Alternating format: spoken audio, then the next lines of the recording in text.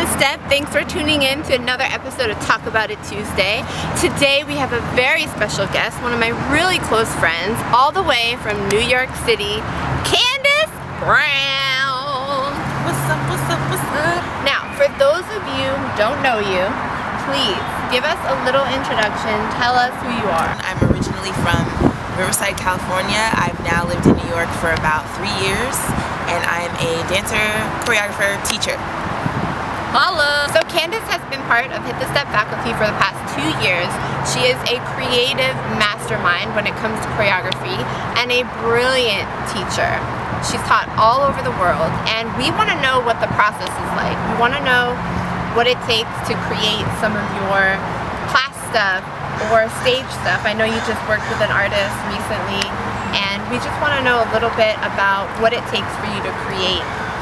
For me, it just really starts with the music. I feel like most people would say that. What kind of groove it has, what kind of vibe it has, and I think from there I'm able to build onto that.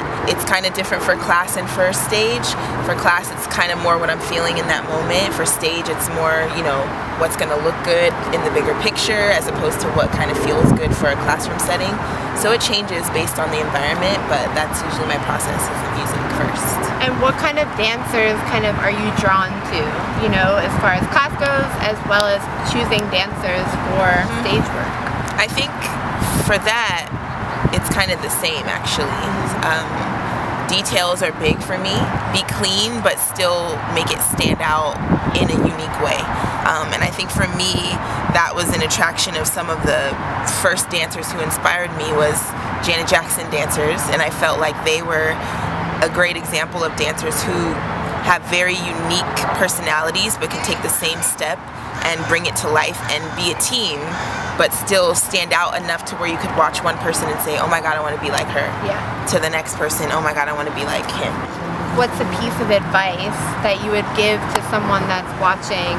Training is so important, so making sure that you're in class, that discipline allows you to go into an audition and take different choreography from different people and be able to execute the technical part of it and then add on your personality. And I think that only comes with refining your technique and then also learning who you are as an individual.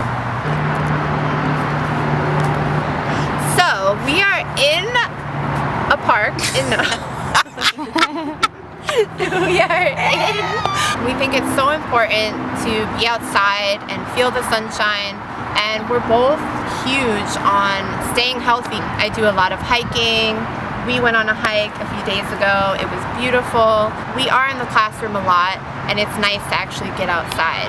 I know you've been huge on health lately. You look absolutely amazing. So let's all give her a round, y'all. What have you been doing to stay so healthy? In being outside, we talked about this already. It's a calmness about it.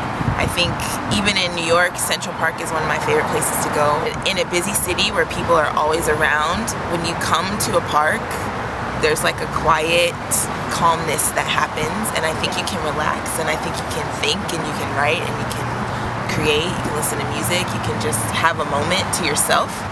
That's one of my favorite things to do when it's not wintertime. I've been trying to exercise more and really try to eat healthier. I think the older I get, I'm like, okay, it's time to really pay attention to what I'm putting in my body. There's so many options and opinions out there of what's right and wrong with eating and exercise, but I think you just have to find what's best for you. It's about just trying to be as healthy as possible to live as long as you can for the people you love and that love you, and to fulfill your purpose in life. You got to be here to do it. So exactly. You know what I mean? So how often do you work out? I know you've been working out a lot.